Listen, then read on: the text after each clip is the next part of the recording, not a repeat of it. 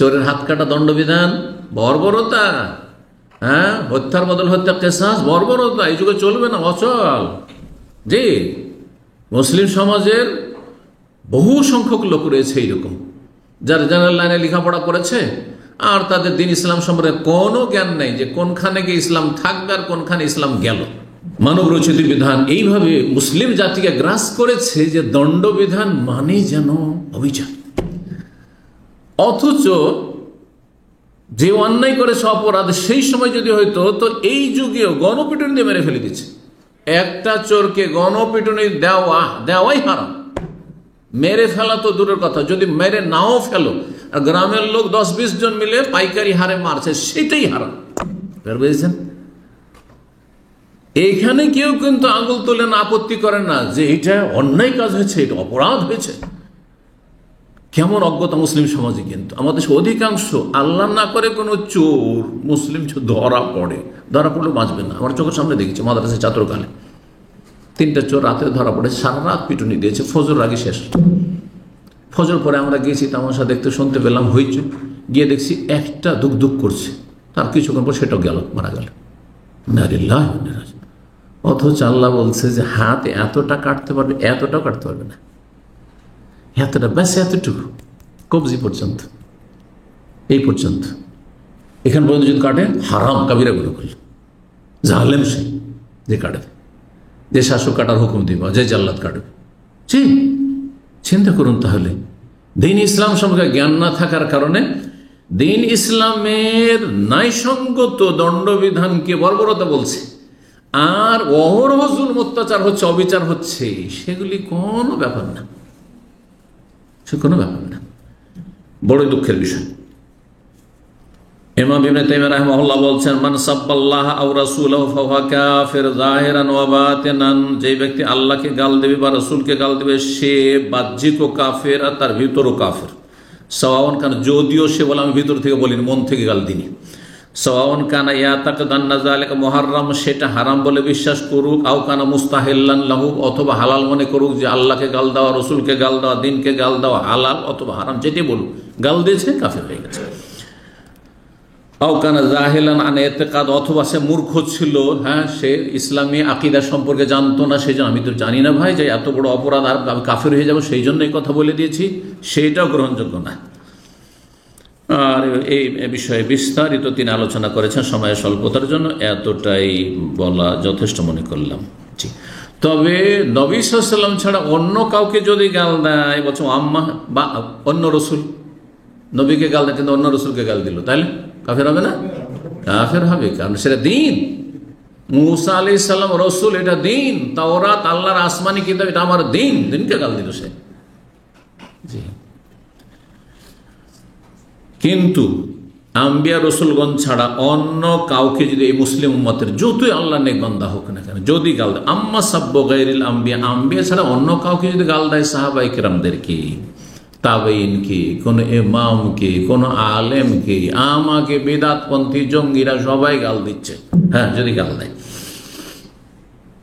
সুফিরা যত বিদআতপন্থী রয়েছে সবাই গাল দিচ্ছে, আর আমার নেকি বাড়তেই আছে আলহামদুলিল্লাহ।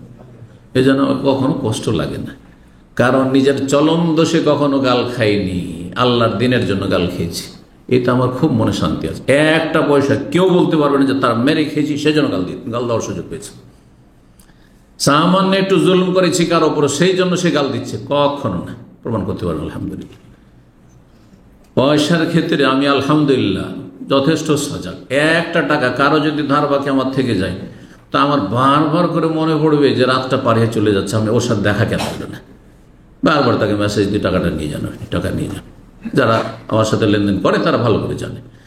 কথা হচ্ছে যে আলহামদুলিল্লাহ আজ পর্যন্ত কেউ প্রমাণ করতে পারবেন না, এখনই দুনিয়া থেকে বিদায় হলে একটা পয়সা কারো কর্জা নেই আলহামদুলিল্লাহ। এই অবশ্যই থাকার চেষ্টা করি, যা আছে যতটা আমার চাদর আছে ততটা পা লম্বা করি, তার বিষয়ে লম্বা করি না। তো এই গালগুলো যদি দেয়, বলছে ফাইন কানাল গারাজ মিনহু সাব্বুন নবী সাল্লাল্লাহু আলাইহি ওয়াসাল্লাম, অন্যকে গাল দিচ্ছে উদ্দেশ্য নবীর মানহানি করা যদি হয়, মিসলা ইয়াসুব বা আসহাব ও সাহাবাই কেরামকে, নবী সাল্লাল্লাহু আলাইহি ওয়াসাল্লাম চারপাশে যারা আছে, আবু বকর, ওমর, ওসমান, আলী, হ্যাঁ, তাদেরকে গাল দিচ্ছে, এদেরকে গাল দিয়ে নবীর মানহানি হয় না? হয় না?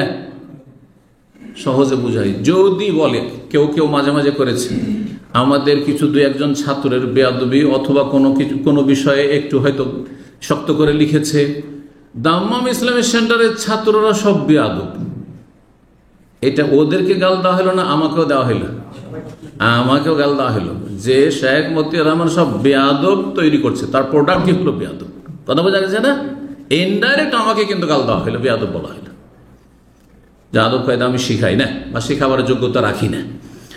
তাহলে সাহাবাই কেরামদেরকে যদি কেউ গাল দেয়, উদ্দেশ্য যে এরা সব কি আস্থাভাজন নয়।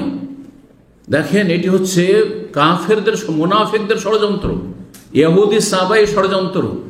যখন নবী সাল্লাল্লাহু আলাইহি ওয়াসাল্লাম চারপাশে যারা এই শরীয়ত বহনকারী, হাদিস বহনকারী, আয়াত বহনকারী, যাদের মাধ্যমে কোরআন সংকলিত হয়েছে, একসাথে করা হয়েছে, হাদিস সংকলন হয়েছে, হাদিসে তাদের থেকে সাহাবীরা সব বর্ণনা করছে, আন আবি হুরায়রা, আন আবি বকর সিদ্দিক, আন ওমরা, আন ওসমান, এইভাবে তারা সবাই যখন রাফেজি শিয়াদের কাছে কাফের হয়ে গেল, তাহলে আর শরীয়তের কোনো মূল্য থাকলো? কারণ এগুলো কার বর্ণনা করছে? সব কাফেররা বর্ণনা করছে। তো কাফের যদি নাউজুবিল্লাহ বর্ণনা করে, তো সেই সব কথার কোনো মূল্য আছে? আপনার কাছে, আমার কাছে কোনো কাফের বিজাতি যদি কোনো ধর্ম বয়ান করে, তার কোনো মূল্য আছে? এটাই তো শিয়াদের ধর্মীয় আকীদা, ইসলামকে ধ্বংস করে দেওয়া, পুরোপুরি ধ্বংস করে দেওয়া। যে নবী সাল্লাল্লাহু আলাইহি ওয়াসাল্লামের চারপাশে যারা ছিল 1 লাখের বেশি, 1,24,000 বলা হচ্ছে, 14,000 সাহাবায়ে কেরাম নবী সাল্লাল্লাহু আলাইহি ওয়াসাল্লাম হজ করেছেন শুধু, তারা সবাই কাফের হয়েছে শুধু 4-5 জন ছাড়া। আর 4-5 জনে কয়টা বা হাদিস বর্ণনা করেছেন? সব হাদিস তো অন্য সমস্ত সাহাবারা বর্ণনা করেছেন। তাহলে আর হাদিসের কোনো মূল্য থাকলো না। আর কোরআন সংকলন কে করেছেন একসাথে? হ্যাঁ, আবু বকর সিদ্দিক প্রথম করেছেন প্রাথমিক, ওমর রাদিয়াল্লাহু পরামর্শ, তারপর উসমান রাদিয়াল্লাহু আনহু। নিকৃষ্ট কাফের এই শিয়াদের কাছে আবু বকর, ওমর, উসমান। সুতরাং আর ইসলামের সামান্য কোরআন হাদিসের কোনো মূল্য থাকে না। এইটাই হচ্ছে ইহুদিদের। আর আব্দুল্লাহ বিন সাবা ইহুদি ছিল ইয়ামানের, আর শেষ এমনি বাহ্যিক ইসলাম গ্রহণ করেছে, কিন্তু ভিতর ভিতর পয়জন ঢুকিয়েছে, আর এই শিয়া জাতিকে কি করেছে? জন্ম দিয়েছে। শিয়া জাতির জন্মদাতা। এটাই উদ্দেশ্য, যাতে করে আর এই ইসলাম ধর্মের কোনো মূল্য মানব জাতির কাছে না থাকে। যে কাকে বিশ্বাস করব?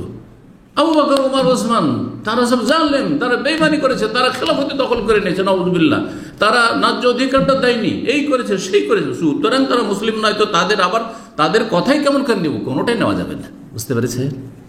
অনেক দূর পর্যন্ত তাদের টার্গেট হচ্ছে সমস্ত ইসলামকে ধ্বংস করে দাও। এই জন্য যুগে যুগে এই শিয়ারা কাফেরদের খেদমত করেছে, ইসলামের কোনো খেদমত করেনি। এই কথা ইবনে তাইমিয়া রাহিমাহুল্লাহ মিনহাজুস সুন্নাতে স্পষ্ট করে বর্ণনা করেছেন। আর সেটা দেখতে হলে অন্তর্দৃষ্টি খুলে আর এই দুটো চোখ খুলে ভালো করে দেখতে হবে, ভালো করে দেখতে হবে। আর বোকার মতো শুধু মিডিয়ার পিছনে পিছনে হই হই করে ছুটলে হবে না, যে এই করলো, সেই করলো, এ হুঙ্কার দিল, এ হুঙ্কার দিয়েছে, আজ পর্যন্ত করেছেটা কি? বলেন, কিছু করেছে? না করেন। এতগুলো মিসাইল ছাড়ল, একটা ইহুদি মরেছে কেন? কেন নেই অস্ত্র তাদের কাছে? হাতের দাঁত কিছু খাওয়ার জন্য আর কিছু দেখানোর জন্য। তো এদের দাঁত হচ্ছে দেখানোর জন্য শুধু। আল্লাহ সঠিক বুঝদান করুন।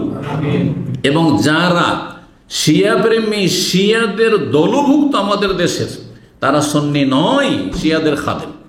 তাদের মধ্যে জঙ্গিবাদও রয়েছে, আর তাদের মধ্যে শিয়াদের বদাকিদা রয়েছে। সাহাবায়ে কেরাম অবমাননা করেছে আর করে যাচ্ছে। তাদের হাসর কিয়ামতের দিনে এই সাহাবায়ে কেরামদের দুশমনদের সাথে হবে, সাহাবায়ে কেরামদের সাথে হবে না। কারণ রাসূলুল্লাহ বলেছেন, আলমার ও মামান আহাব্বা, যে যাকে ভালোবাসে তার সাথে হাসরের মাঠে উঠবে। আলমার ও মামান আহাব্বা ইয়াউমুল কিয়ামত। যে যাকে দুনিয়াতে ভালোবেসেছে তার সঙ্গে উঠবেন। আপনি সাহাবায়ে কেরামদেরকে ভালোবেসেছে, সাহাবায়ে কেরামদের সাথে উঠবেন। আমরা সাহাবায়ে কেরামদের সাথে উঠবো ইনশাআল্লাহ। কারণ তাদের ভালোবাসা আমাদের দ্বীন, ঈমান, ইসলাম। তাদের ভালোবাসার মাধ্যমে আল্লাহর সান্নিধ্য লাভ করি, তাদেরকে ভালোবেসে জান্নাত যেতে চাই।